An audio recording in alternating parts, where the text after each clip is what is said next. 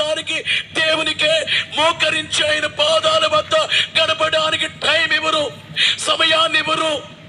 మీలో కొంతమంది దేవునికి సమయము కూడా సమర్పణ చేస్తున్నారు. మంచిది. మరొకటి ఏమిటంటే ప్రాణము దేవునికి సమర్పణ.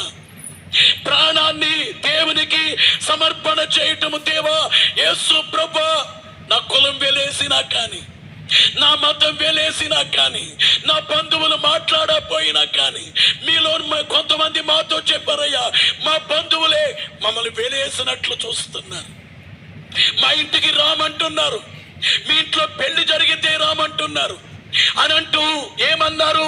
మీరేం చెప్పారంటే, పర్వాలేదులే, రాపోయినా పర్వాలేదులే, మీరు చచ్చిపోయినా రామన్నారు, రాపోయినా పర్లేదులే, యేసు ప్రభుని విడిచిపెట్టం, అవసరమైతే ప్రభు కొరకు మేము చనిపోతాము, మా ప్రాణము కూడా ఇచ్చేస్తామని అన్నారు.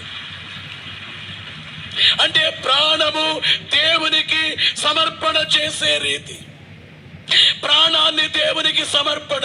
ఇంతవరకు నేను చెప్పిన విషయాలే గుర్తు చేసినవన్నీ కూడా సమర్పణ. దైవజనుడు